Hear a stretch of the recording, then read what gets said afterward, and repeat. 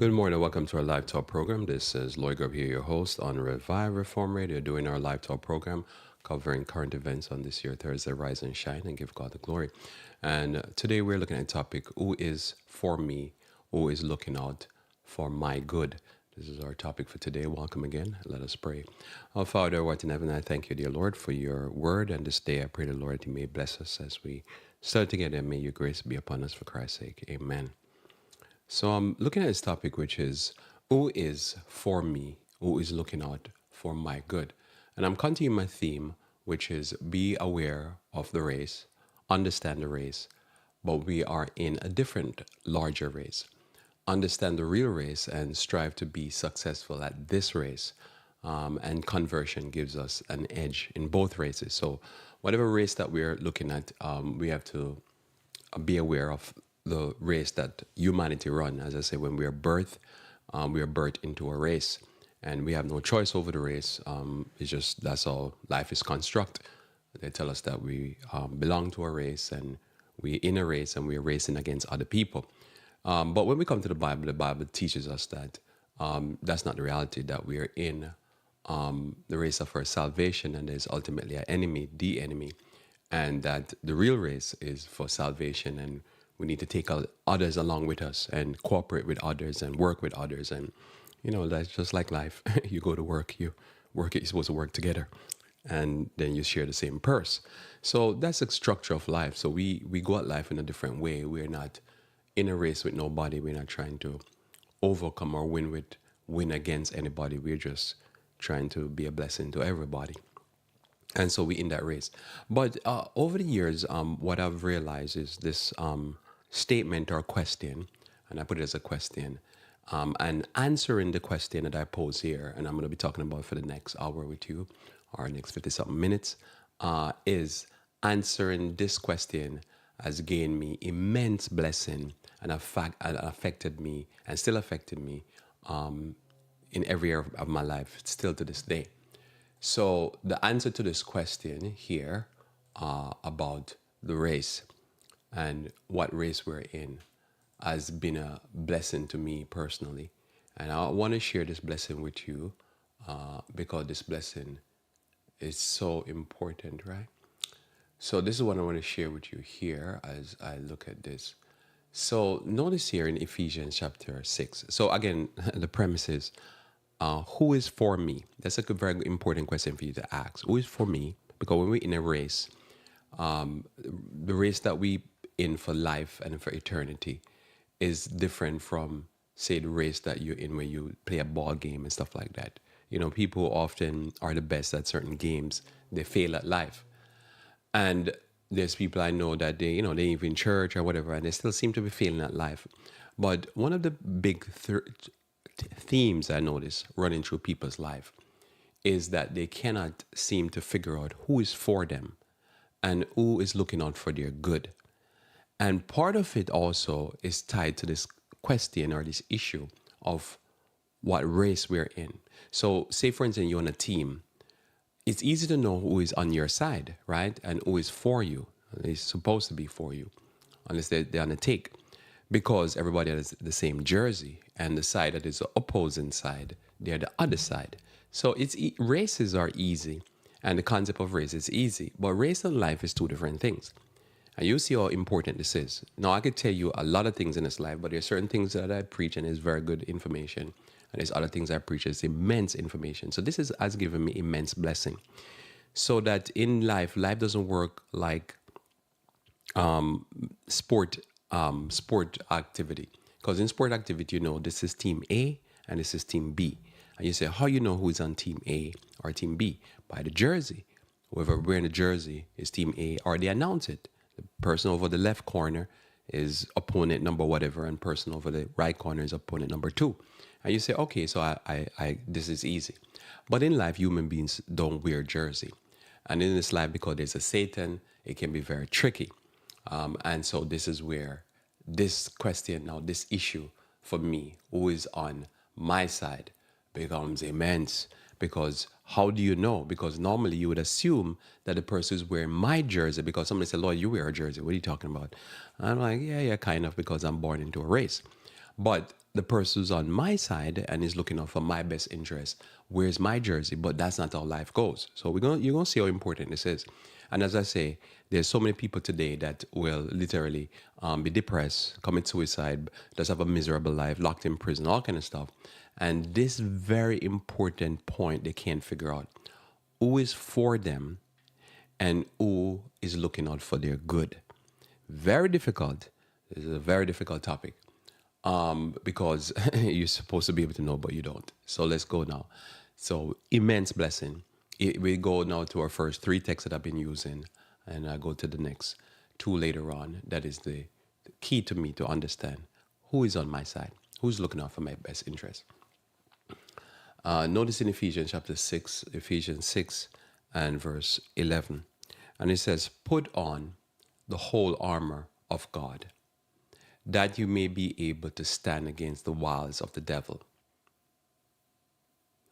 For we wrestle not against flesh and blood, but against principalities, against the powers, against the rulers of the darkness of this world, against spiritual wickedness in high places. So notice here he says we wrestle against these things. So the individual doesn't count for the most part. We wrestle against systems and organs and institutions and so forth. So how do you know if something is against you or something is for you? What are you wrestling against? What is your problem? What is the struggle? Because oftentimes you see how these players come into being and now they start to killing a lot of people and cause death and destruction. But for the most part, they're supported by the masses that they're going to cause death and destruction.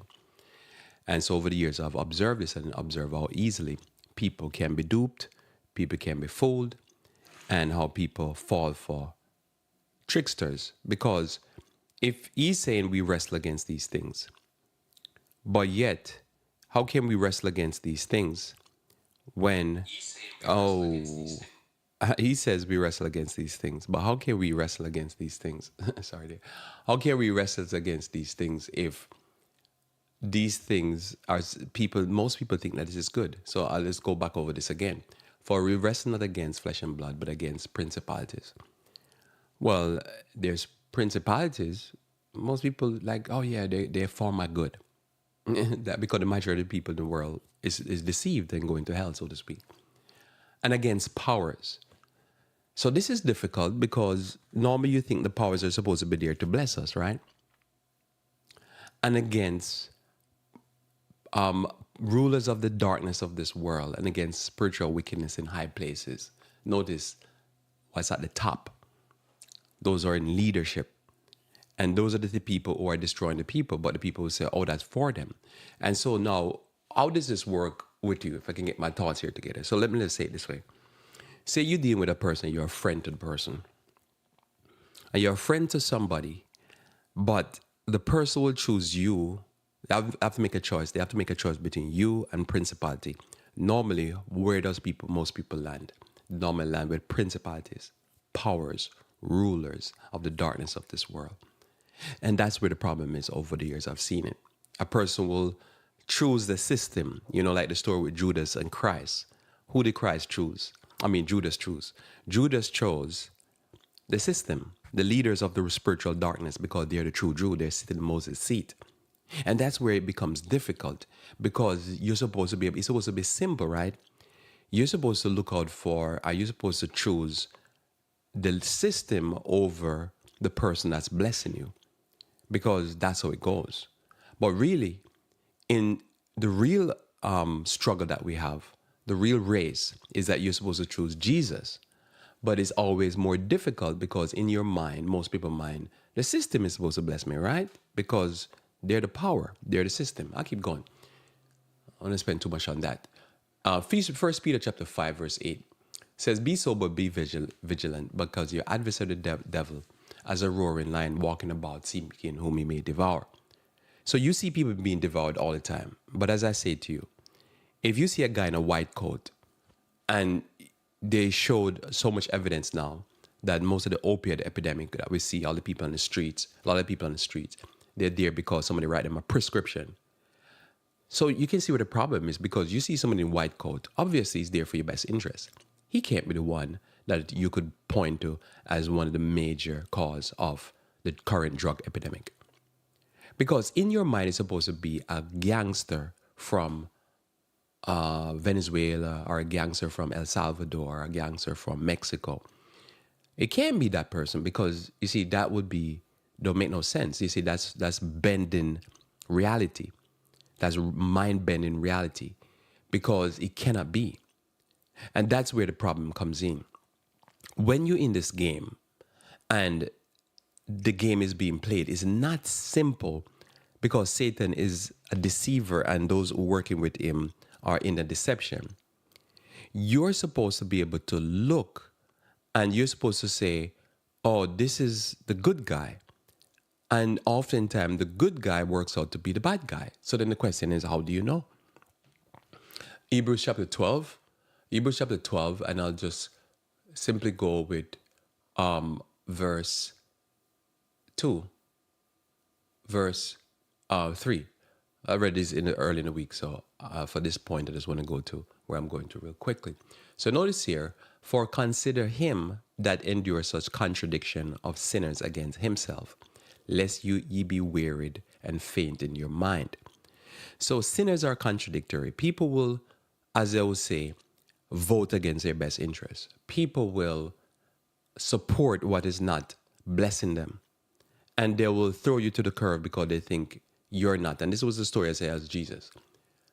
If you were living in the time of Jesus, most people will get it wrong. And that's what happened to Israel. They get it wrong. Because there's a twist to it. Because oftentimes the person who is leading the country or the people or the institution to hell is often the person who making statements as if they're looking out for the best interest of the people. But the people are going to be cursed and going to be destroyed. So people are contradictory to themselves. And I've seen this in families. So everything I'm saying to you here, I'm going to say in the next few minutes. I'm just trying to set it up here, running through some thoughts. Over the years, I've noticed that it doesn't matter if I'm dealing with a church, dealing with individual in my community, and I'm dealing with a family, or I'm dealing with just whatever. At every stage, this question about who is for me and who is looking out for my good is very difficult for people to come to. Because in life, you're supposed to go with the person that your emotions tell you to go with, or they're wearing your jersey. Because you're born into a race, right? And for me, what I've learned over the years is that what I do is that I just go with, well, who looking out for me? I answer the question the way the question is asked. Who is for me and who is looking out for my good? Well, the person who's looking out for my good is for me. But somebody said, well, what if the person don't wear your jersey, Lloyd? Well, I just ignore that. That's basically what I'm trying to tell you. Don't go with jersey. Go with reality, evidence. This has to be evidence-based to make sense. There's people who they keep getting treated bad and they keep getting in bad situation when they're around certain people or certain institution, but they keep going back for more. They love it so. All right.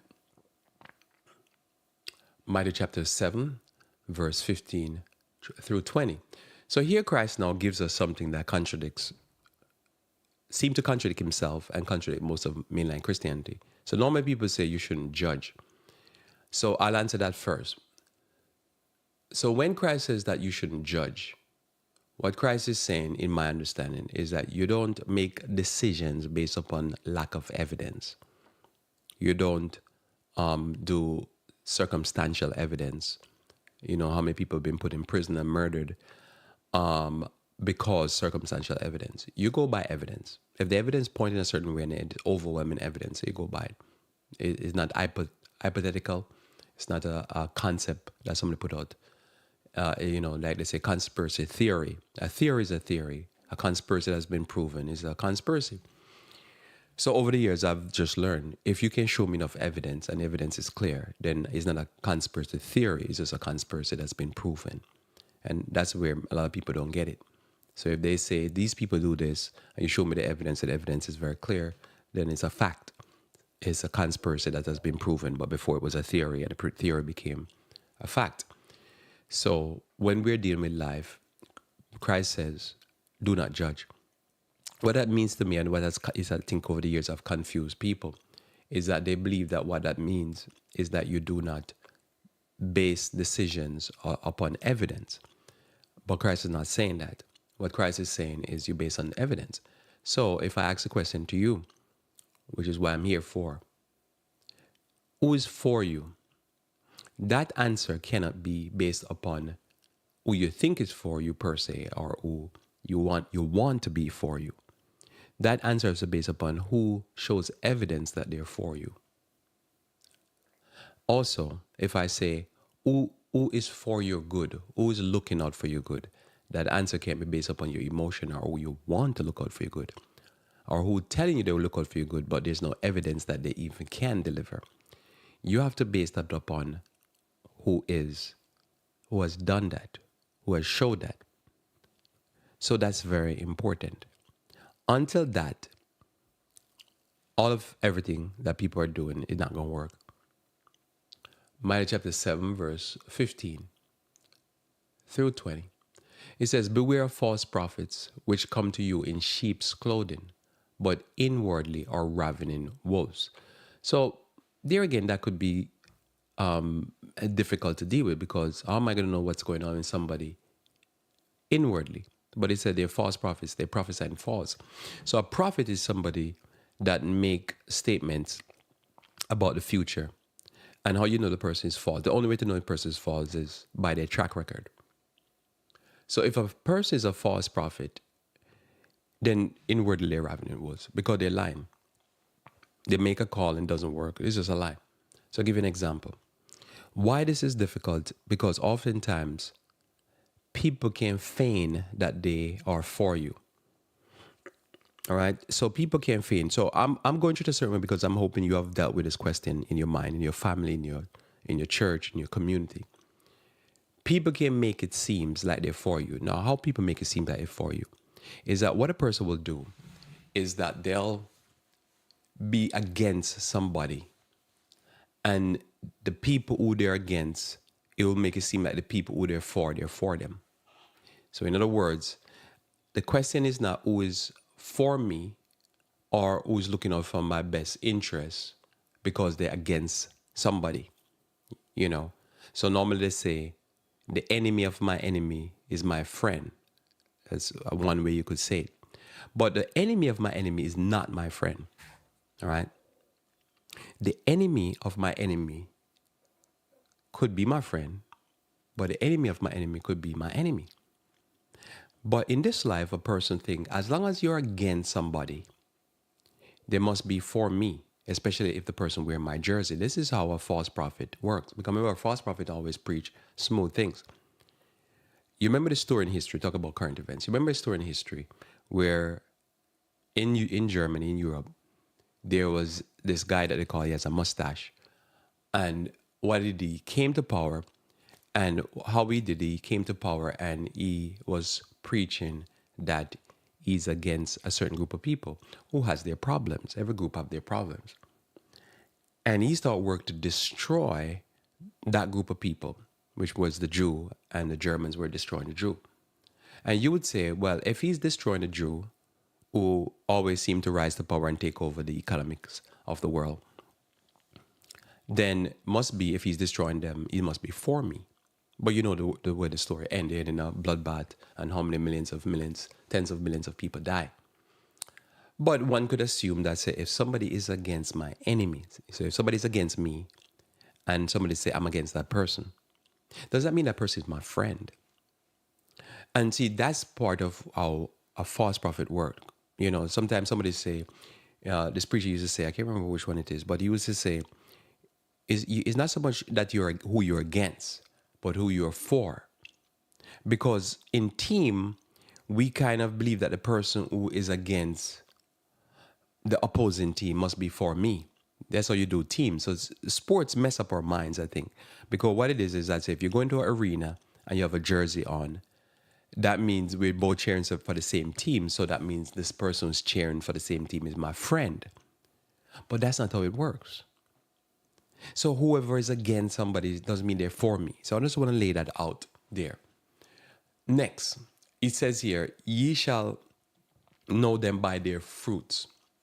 Do men gather grapes of thorns and figs of thistle? Right. So it is what the result. In other words, you can't know what's in a person's heart because that's impossible. Can't know what's going on in their mind and their emotions and where they feel or what is the intent. But what you know is track record. So when you're choosing who is for you, or you're choosing your friends or choosing people to work with, what you're not looking for is not what the person is against. And this is important because most preachers that I've ever encountered that even can get a good following, what I've noticed is that it's very clear who they're preaching against and who they're against, because they always try to point out the person faults and mistakes or bad choices or bad philosophy. So it's automatically assumed that the person who spends most of their day telling you who they're against, they must be on my side. You see how tricky that is? I don't know if you see that concept, because this is where I'm going. But I have to get rid of this concept, so to speak, or I have to get it out of the way. Not get rid of it, but get it out of the way. Because I can't build on whatever I'm saying. So I hope you got that, all right? And this is kind of the difficulty in trying to teach something. Because what I do here, I don't try to do presentations per se. I'm trying to teach you a concept. And if I don't have you in front of me, it's hard for me to ask you, so should I stop and explain it? But anyhow, so I'm conversational. I'm trying not to sometimes preach because I want you to get the point.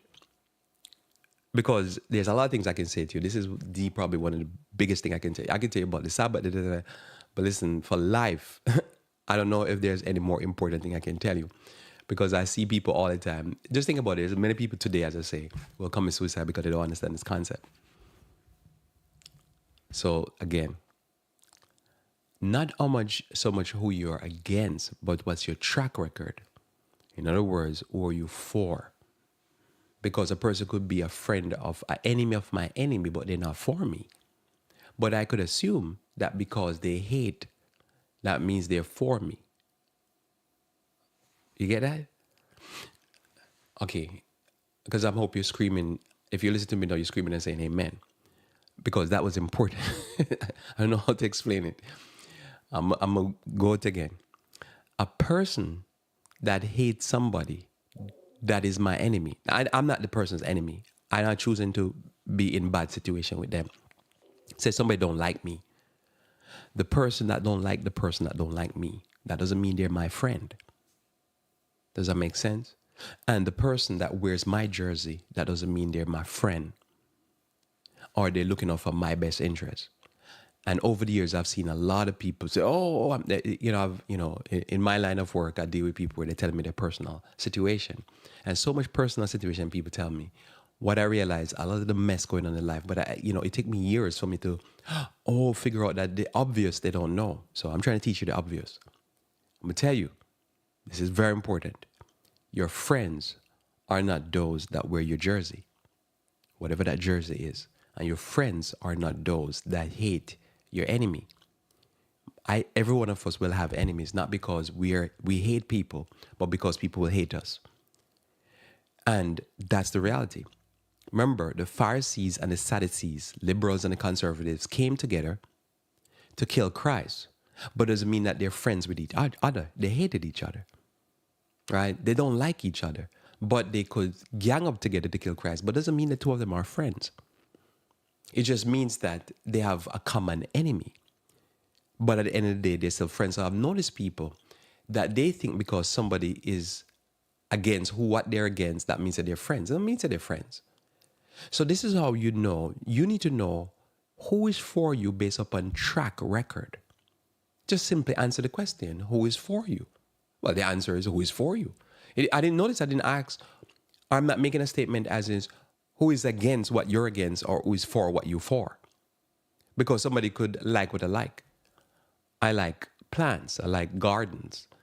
But it doesn't mean that people, like some of the worst human beings on the planet ever lived on the planet are people who own gardens. I've gone to some of those gardens and they made terrible destruction of people and kill lives and kill people to get rich, to plant some of the most beautiful gardens.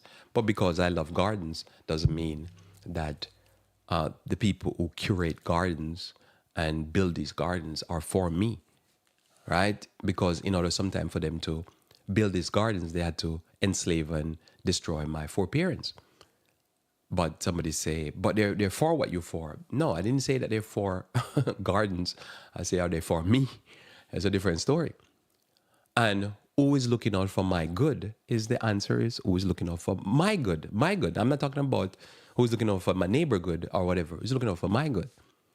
Very tricky. So notice here Christ says, even so every good tree bringeth forth good fruit. Not so much what the false prophets say, but what the false prophet do. You go by track record because a lot of people can't live up to their record. And somebody say, oh, but what if they're speaking that in the future they're going to, it doesn't matter. Track record, because that's talk. False prophets always talk. The results are always bad. But a corrupt tree bring forth evil fruit.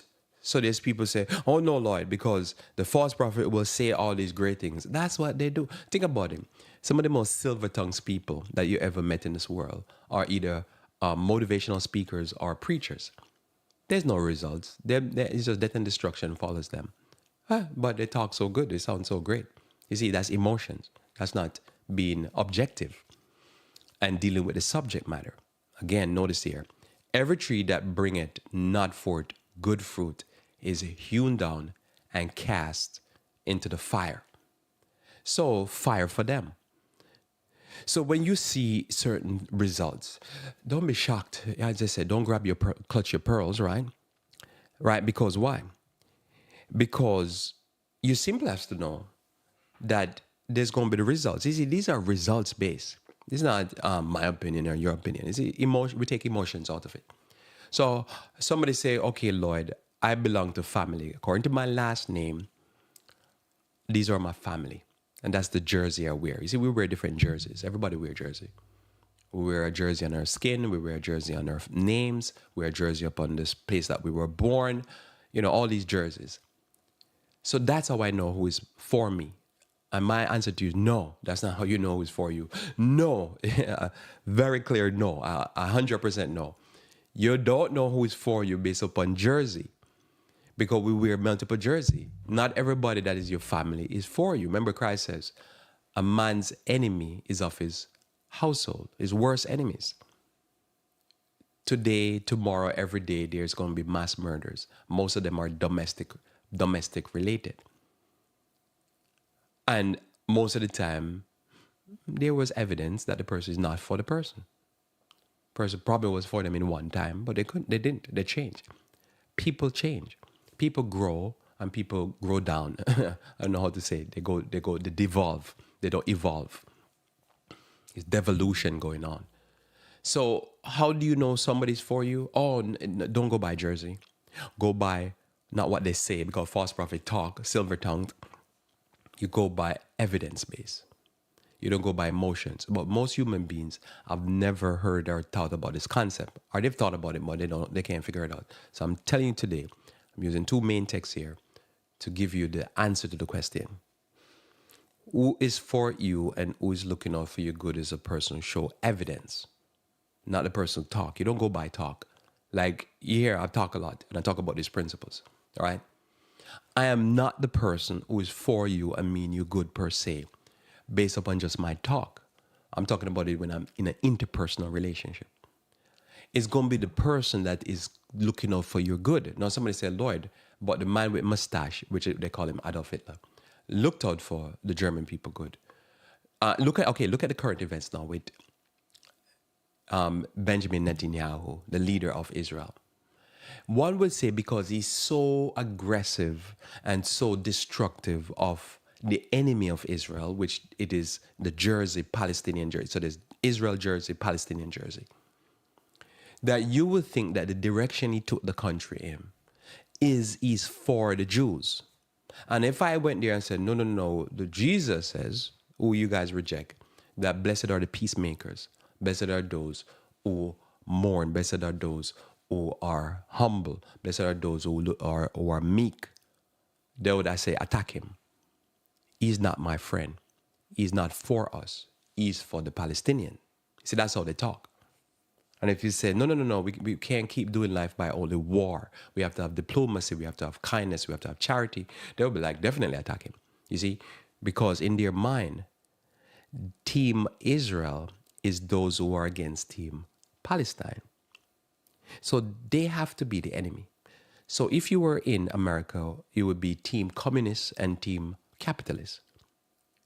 And it doesn't matter what anybody says. So every tree bring forth not good fruit is hewn down and cast into the fire. Wherefore, by their fruits you shall know them. By how? By their fruits. It's not so much what a person say. This saying is important because by the how do you say? Christ says, by the thoughts are the person's revealed by the speech. Whatever the person thinking, the thought, by the abundance of the thoughts. In other words, what I'm speaking to you in an hour is something that I've thought about in hours and hours and hours for me to get to this point. Because this is supposed to be a simple talk, but it's very difficult. Because how do you explain something that is supposed to be so simple, but it's so difficult because most people fail at it. Most people in your life fail at it, and you're probably failing at it right now. You can't figure out who is for you. But my simple thing is, when you go by number one, they talk, and number two, which is the bigger, the fruits. Because the abundance to talk. If a person always talk, I'm against this person, I want to kill this person, I want to do this person. In your mind, because the person is against who you're against, because that's emotion, you assume because this person always talk demonic talks or evil talks against others, that must mean they're for me. That's how the regular person think. And I could challenge you all day long on this. And I could tell you future, and you could prove if I'm going to be a false prophet. It always work against the people who do this. And I've dealt with this in state, in the country, in families, in church. It's assumed that a person who is always negative against whatever. I know people in our church environment, preachers in our church environment, all they talk about is they speak against the leadership of the church or they speak against the leadership of other churches, especially the Catholic Church. And people assume that they're the one preaching present truth and preaching the truth as there's a God, but they're deceived. And you have to judge me on that. And they always bear bad fruits. Because I've learned over the years, it's not so much what the person is against, it's what they're for. The abundance. You see, if you hate in your heart, you can talk negative about the bad. You know, people are bad. So you can talk about bad and evil people all day long. Doesn't mean that you're good. But people are deceived by this. Very important. Somebody said, Lloyd, you do all these programs all year long. This is more important than probably anything I could tell you for your personal and your salvation. This is the game right here. There's no game bigger than this game. I don't know how to explain this to you. If you don't get this, you will suffer in this life. You'll be a fool all day long. And you'll always be crying, what happened to me? What happened to me? Because you have not learned the basic fundamental thing of who is for you and who is mean you good. There's a lot of dummies in this life suffering. I don't know how to, exclamate what I'm saying here that don't understand this principle. In your family, Christ says, think about that. For Christ says, your worst enemies of those of your household. Now, how I'm in a house and I don't know my worst enemy is those of my household. How many times you see a woman being beaten until sooner or later the guy killed the woman? Okay, did she not get enough evidence that this was coming? He showed the evidence. How often do they catch criminals? Because they were doing things before the crime that pointed that they were about to do something nefarious. And by that, they nailed them. Now, why did they nail them? They went on the evidence, and the evidence was oftentimes in front of everybody. Or oftentimes they grab somebody, or somebody do a mass shooting.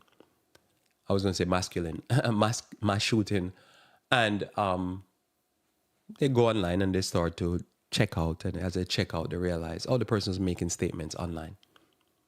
There's evidence. They leave a paper trail, as they would say, or a digital trail. So the evidence is there. So we go to the next very important text, Luke chapter 10, verse 29. So Luke 10, verse 29, to me, is key to this Jersey idea. So notice here, who am I supposed to love? That's really the question is asked. Notice the question is not who loves me. I'm not asking you a question. I'm asking you a question. I'm going to ask you, who are you supposed to love? What's the answer? Give me an answer. Notice that you're not here with me, so you can't give me an answer unless you were typing online. So I'm asking you a question here. Please answer me in your mind. Who am I supposed to love? Now the answer is those that are neighborly to me. Well, you know the story of, this is the story of the Good Samaritan. So with this section here, I'll title it The Good Samaritan. So the story of the Good Samaritan is a very powerful story, one of the most important stories in the Bible. As I say, you can read a lot of things in the Bible, but other than this story, there's probably John chapter 3, John chapter 4. Those are the most, somebody said, Lord, you mean Revelation and Daniel is not the most important story in the Bible? No, they're not. The most important stories in the Bible is John chapter 3, John chapter 4, and this story I'm going to talk to you about, the Good Samaritan. Now notice, most people do not understand who is for them because they cannot answer this question. The question is not who is against your enemy, who is against whoever. It's not who you're for, who's for you. So who am I supposed to love? Notice the answer. Those that are neighborly to me. So this story will be called the Good Samaritan story. But this story, you can title it multiple different ways. Depends on where you live. So if you were living in India, you could call this story the Good Pakistani story, right? If you're living in India again, you could call it the Good Chinese story, the Good Chinese story. If you're living in America, you could call it the Good Native American story. That's the way to me to understand the story. The story is who love you. And Christ gives the story in a sense of the people who are hated. So if you're in Israel, it would be called the Good Palestinian story. The story can be just adapted in that way. Again, if you're in America, it would be called the Good Black People or Negro or Nigger or whatever you want to call it story. Because it deals with this concept that you cannot pay attention to jersey. You have to pay attention to fruits and to statements that are made. And the statements can't be statements that are against.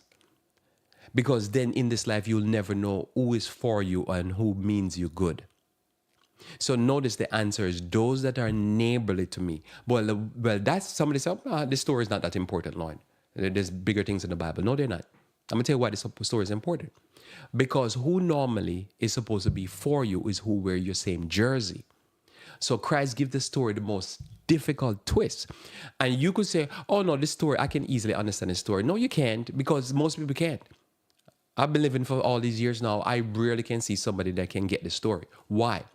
Because if you go to the average person, it's who wear their jersey is for them. In other words, when we're born into a race. And normally it's assumed that whoever wears my jersey, so if I'm in the black race, whatever you call it, African descent, is those that are my skin color that is for me. But life doesn't work like that, because then there would be no devil and life would be easy to figure out. As I say, if you are born into the white race, this is a blinders that people have on. You never could have you never have somebody that you could choose a jersey, because you assume the only people that are for me are people that are of my jersey. And as I say, everybody have a last name, so to speak. We're born into families. But then Christ says your worst enemies are those of your household. And so oftentimes, as I say, you look at people, every day there's mass murders in America, or there's family getting wiped out. Who killing them? Their family. Those that are sometimes wearing your jersey can be your worst enemy. So if you don't get this in this life, you're gonna be hog-tied and beaten, and just life gonna be hard for you, because you're gonna constantly go through life assuming that is those who wear your jersey. So in this situation now, I'm gonna read a story for you. Is Team Israel and is Team Palestine or Samarian. One hate the other. The Jew would never do anything, not supposed to, at least not publicly, not in any way privately, do anything positive for the Samaritans, and vice versa, because they're supposed to be enemies. But the story shows us now that who is for you, who shows you compassion. But how we live in a world that you're going to say a Native American can't show a white person compassion because they're not on the same team. They're supposed to be against each other. So Christ gives us the story because we know it's a real story. And over the years, I've lived and I've said, oh, wow, in this life, I could run into a person that's on team white, so to speak, and they treat me good, and that would confuse because they're not supposed to. And I go on team black and they treat me bad, and I'm like, wait a minute, but they're supposed to treat me good. So this confuses people because people don't know who's for them because they assume it's those on the team. And this is why sports can become such a deleterious thing to people. Because as I say, it's easy to know who is for me when I'm on a sport because I know who wear my jersey. I'm not going to attack somebody that wear my jersey because they're for me. But in life, people will attack you on your team. And then people will show you blessing on another team. And instead of you love those who show you a blessing, you're against them. And then now often we choose leaders based upon those who talk bad against people who are supposed to be on the other team. And they divide us based upon always going after and always creating enemies and boogeyman. A few years ago, there was a boogeyman over there in the Middle East and we had to take him out. And somebody said, why are you taking him out? Nobody could answer because we get into power by having boogeymans. And so I said, oh, this is important. So our culture makes it that we cannot love those who show us mercy and kindness. This is a definitive statement, and you'd have to challenge me on this. I'm going to tell you this again. The cultures we live in make it that we cannot show kindness and love to those who shows kindness and love to us, especially if they're from the other team. And it divides us and it makes us stupid because it makes us in our family and in our church and in whatever can answer this question. Who is for you? Who is for your good? Let's read this most powerful story. And the story is found in Luke chapter 10, verse 29 onwards. So this is a story after Christ was asked by a lawyer about how to live life. And he said to Christ, love God and love your neighbor as yourself. So he willing to justify himself. Now we read, but he willing to justify himself said unto Jesus, who is my neighbor? So you think this is an easy question. It's a very difficult question. I've worshiped with people, I've lived amongst people, and they cannot answer this question. Who is their neighbor? They don't know. Most people I've lived in this life don't know. And I'm assuming you listen to me, you probably don't know yourself. Because you don't know that you love those who love them, love you. Somebody said, what are you talking about, Lloyd? We're supposed to love everybody. God so loved the world. Yeah, but the Bible is very clear. This is a text I just quote to you. Probably should copy that text for you. God loved those who love them. Isn't that the way you got married? Supposed to, at least. You love those who love you. If you love somebody that don't love you, you have to walk away unless you become a stalker. And there's people like that. They're trying to love people who don't love them. You see, to me, the way I deal with my wife, if I dealt with somebody that didn't love me, I would be a stalker. I'd be probably arrested because I'm stalking her at times. This would be what it seemed like. But if I call my wife and I believe that she's going to answer the phone and she's going to be happy to hear my voice, I'll call her often. And somebody could say, well, Lloyd, if you do that to a stranger, that would be stalking. I'll be like, yeah, you're right. I'm stalking. Oh, where you at? You wouldn't just call somebody and say, where you at? And it's not a negative question because you're just checking up on a person because you want to know that they're not in a ditch somewhere or they get kidnapped or stuff like that. So it's not viewed as negative. But now, how do you help? Because this is a question I have. I've dealt so often with people that I realize I can't do good to them because the culture will make it that I can't do good. I'm going to tell you something. Most of our neighbors, we can't do good to them because if they're not on our own team or they don't see us as part of their team, you'll never do good. I'm going to tell you something. We're in a situation right now that you'll never be able to do good to people who are doing good to you in our culture. Situation is at a critical mass that I'm going to tell you something. Unless you're on their team, you'll never be able to do them good because they have made it in their minds that as long as you're on the other team, you mean them no good. And you're there to destroy them and take something from them. That's what's going on now. That's the essence in our country right now. And in our world, and this goes on to money where, as I say, if you're in India, you will never be able to have a Pakistani do you good because you're Hindu and they're Muslim and they're from the other side. And that's how we do life. And yet, what happens if one of them do you good? So continue reading. Notice it says here, And Jesus answered and said, because he said, who is my neighbor? Jesus is going to now show him who your neighbor is. Because who is your neighbor? Those who show you compassion. But no, no, no, we're not living in that environment. They're criminals and they're gangs and arr.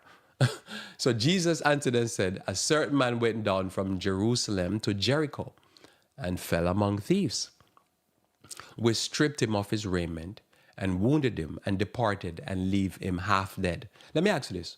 The person that got robbed and mugged, are the people who robbed and mugged him his neighbor? And the answer would be no, obviously. So that's easy. Somebody robbed me and mugged me. No. What if my own people, my own pastor, my own church, or my own whatever robbed me and mugged me? Then I have to stop and get depressed and say, wow, that was terrible because I fell among thieves. See, Christ doesn't tell you who the person is. Just say he's coming from Jerusalem and he's going to Jericho. And he fell amongst thieves. So we go know now who is his neighbor. Because your neighbor is those you're supposed to love. But what if you have to love somebody that is not part of your jersey? And this is where people, seen people, oh, I'm lonely. And I'm like, why are you lonely? I remember one time I was dealing with somebody and they say I'm lonely and everything like that. And after I left visiting with the person, I'm thinking, man, I was like, I'm invisible. Just think about that. And those are some of the ways I started figuring out, oh, there's a problem here. Because I'm visiting the person. The person I think was sick, if I remember right. And I think I went there probably with my wife or something. And I was visiting with a person, and the person is there talking about how they're lonely and stuff like that. And I'm looking at the person, I'm thinking, wow, that was amazing. That, these are the type of things that made me start to realize, wow, human beings can be so silly. I'm there visiting the person is lonely because what happened, the people who they want to visit them was not visiting them. And I was visiting them, but I'm not supposed to be their neighbor. And they don't understand you love those who love you. So I'm showing the person attention, love, kindness. And the person is crying because, say, their child or their whatever. I don't understand these emotions. I'm not going against familial emotions or stuff like that. But I'm just saying. Or the church members. I can't remember who it was. And I'm thinking, wow. And when I left, I said, wow, I guess I was invisible. Because I'm here. It's like God sent me. But the person was not looking for love from me. So let's get to the story now about this. So remember, you can call this the good Native American. You could call this the good black people story, the good... What country you're from? I know you have people listening to me from other places. You need to learn this. Because if you don't learn this, you don't understand who you're supposed to have as your friends, who you're supposed to have as those who are around you. And when I learned this, man, this blessed me so much because what happened, I started saying, no, I need to get rid of people from in my life. I don't care who they are. I don't discriminate who is not for me. I just keep people in my life who's for me. And my life has been better since this. This has been the biggest medicine I could take for life. Notice here. And he wounded him and departed.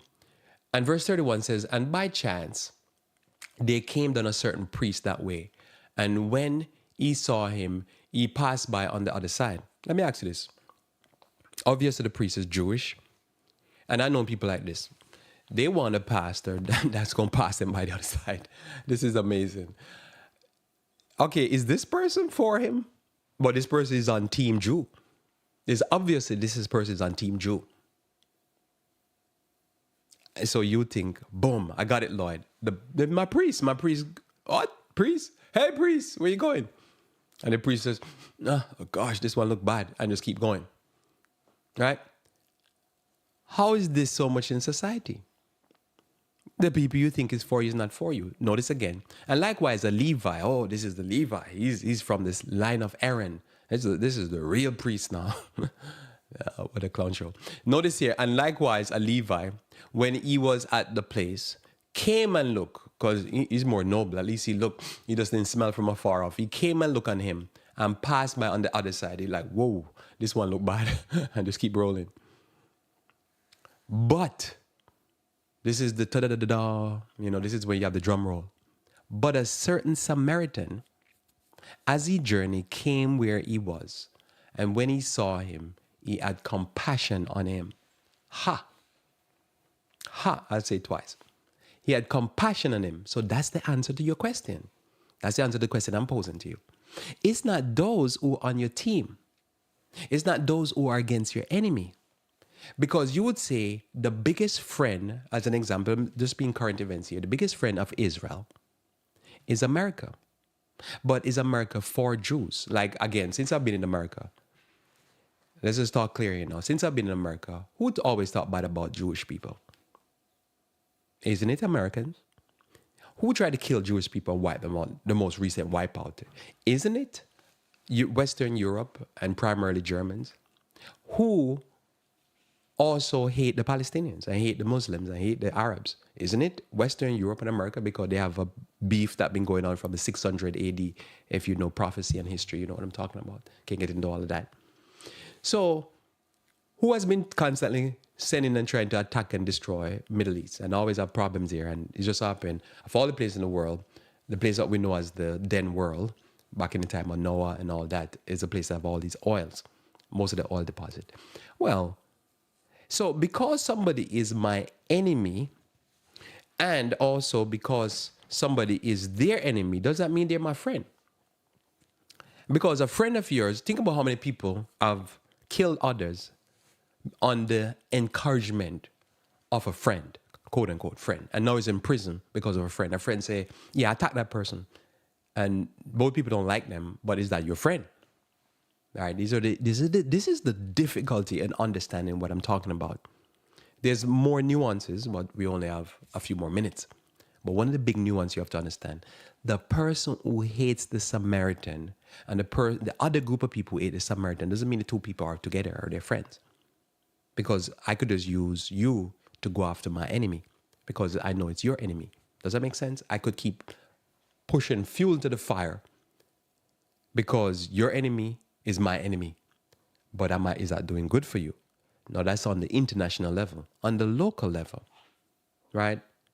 Don't people join up together to go against somebody, but the two people are not friends? They just have a common enemy. That's why you have the coalitions and stuff like that in international affairs. Does that make sense?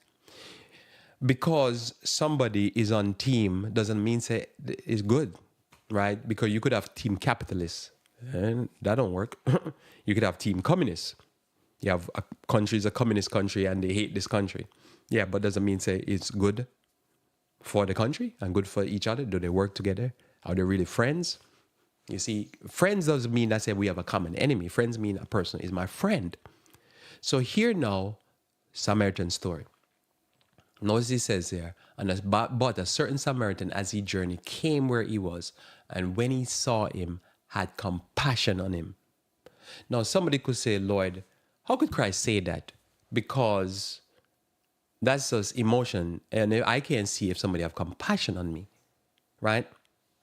Somebody could just look at me and they think, yeah, I like this person, but it'll mean nothing still. But how do we know somebody have compassion on us? Because we have to love those who love us.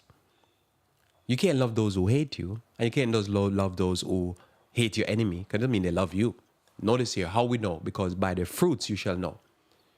So he saw him and he had compassion on him. You could almost cry for this, because in your life, how many friends that you've missed out on life because I didn't teach you this, and you didn't learn this in life? Is those who have compassion on you. That's who you love. Not those who wear your jersey, and not those who hate your enemy. Notice here, and he went to him and bound up his wound and poured oil and wine and set him on his own beast and brought him to an inn and took care of him. Who had compassion on him? Who should he love? Who should you love? The person who's looking out for your best interest, or the person who walk on the other side, the Levi, the priest, and just keep going? Couldn't care less about you. If you can't answer this question, you will suffer in this life. And I've seen people, they choose their friends and they choose who they support based upon if they have the same jersey or they hate their enemy. But it's always those who have compassion on you is who you choose as your friend. As the topic is, who is for me is who have compassion on me. Who is looking out for my best interest is who literally looked out for my best interest. I don't care what they say. Notice again, we keep reading. And he went to him and bound up his wound and poured oil on him and wine and set him on his own beast and brought him to an inn and took care of him. Praise the Lord. So this is why the story could be called the good Negro story, the good Native American story, the good Pakistani story. Whoever is the enemy, who fighting against who in the world? The good apartheid story, whatever it is, the good black people story, those who are beaten down by the apartheid system. If somebody show you compassion and they're not on your team, you love that person. Don't follow dummies and evil people in society talking about, oh, this person is against us. Why? Oh, because, we hate them and this person hate them, so we're going to love that person. No, it don't work like that. You will be cursed. Because God sees. And remember, we live in a society that most of the people in society believe that there's no God. And so they do wicked things and thinking, oh, no, there's not going to be no punishment. And the punishment is coming and has been coming. Notice there, and on the morrow, when he departed, he took out 2 pence and gave them to the host and said unto him, take care of him, and whatsoever thou spendest more, when I come again, I will repay. What a powerful story. This guy, as I say, was a socialist. He's a socialist. All right. But yet, notice, he paid forward for somebody that he doesn't have compassion. Notice, he don't know him. He don't know who he is. He don't know whatever. All he did is have compassion. In your life, you will be missing out on the beauty of life if you don't learn these principles. Simple principles. Is not those who are against, is your for you. It's not those who wear your jerseys for you. It's those who have compassion on you. You will be missing out on the richness of life and the beauty of life if you don't learn to love those who love you and not love those who you want to love you. There's a lot of sad people now. There's a lot of lonely people because if you think about it, a Jew would not do this for a Samaritan, but the Samaritan did this for the Jew, for the most part, because Jesus, he did this for the Samaritan woman at the well, which we're told is probably the most important story in the whole Bible. A Samaritan being blessed and loved. The opposite happened in the story in John chapter 4. The Samaritan is being blessed by love by a Jewish person. Not supposed to happen. And in this world, we live in a world where no, it's always we pick enemies. And we're not thinking in life and say, I don't care who they are. If a person loves me, I'm going to love them back. I'm going to pray for them. I'm going to want to mean them good because they mean me good. But somebody said, Lord, but what if the person not on my side, they're not on my team? What do I care? I'm not, whoever is on my team is those who have compassion on me. That's how I look at it. Notice here. And he said him on his beat, and he said, tell the host, when they come again, I repay you. Praise the Lord. And which now of these 3 thinkest thou was neighbor unto him that fell among thieves? That should be an obvious question, but you think that's an obvious question. Hardly anybody I've ever met understand this question. And somebody could say, oh Lord, this is one of the simplest texts in the Bible. Yeah, it is. And most people flunk it in life. I'm not talking about just you read it, most people don't know what it's saying. Because they apply to the Samaritans, they don't apply to America or to Jamaica or to whatever. Listen, a person that's Jamaican is wearing my team jersey, so to speak. They don't mean they're my friends. That's just a fact. They don't work like that. And most of as I said, when I was growing up, all my enemies were Jamaicans and black, so to speak. And all my friends were Jamaican. So I had to learn, well, my enemy is my enemy, and my friend, my friend. It's not that easy.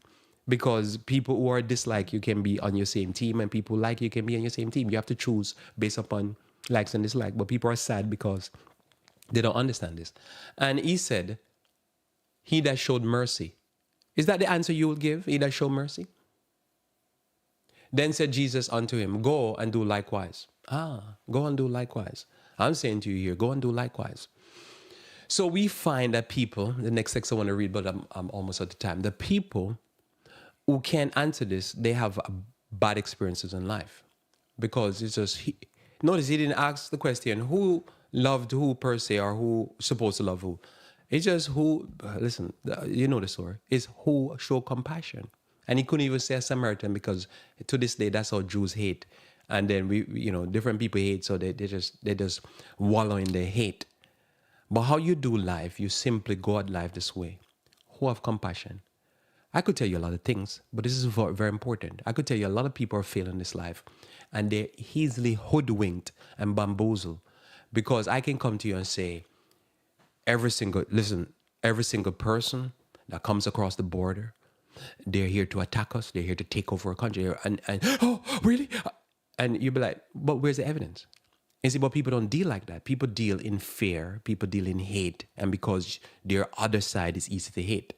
Think about it. What is the global south? Who do we attack all the time? Who do we destroy their countries, overthrow their leaders, kill their leaders, assassinate the leaders, and then the people have no leaders, flee, and they're fleeing for opportunity. But we say, oh no, they're here for that. They're not. Stop lying to yourself. Those who show me compassion is those who I love. Because that's the only people I can love. As I say, I'm not a stalker. I'm only going to love those who love me. It's logical. And if somebody's loving you, are you going to reject that person and choose somebody in your jersey? You'll be cursed. You're never going to be blessed. There's more I could say, so I'll say it tomorrow. But as again, we're in a race.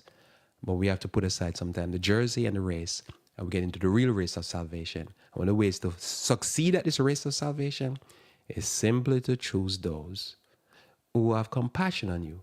And when you do this, man, your life will be revolutionized. Your life will be so blessed. I've been so blessed by this principle, and that's why I share it with you. And this is a principle, you can take it right from the Word of God. And it's just, so, I don't know how to tell you, I don't know how to emphasize this. Love those who love you. Don't listen to people who are creating enemies. Listen, like because somebody preaching against some church or whatever, don't mean they're for me and they're preaching the truth. They're just hating. That's all it is. That's how I look at it. We're here to love. Let us pray. Our Father who art in heaven, I thank you for your word and this day. I pray, Lord, that you may bless those who have heard this word and may truly, dear Lord, they commit, dear Lord, they're keeping to thee and to truly be a blessing to others. This is my prayer in Jesus' name, amen. Well, thanks for being with me here on Revive Reform Radio. Looking forward to talking to you again live tomorrow when we should talk about religion. Until then, I pray that you may continue to walk with the King.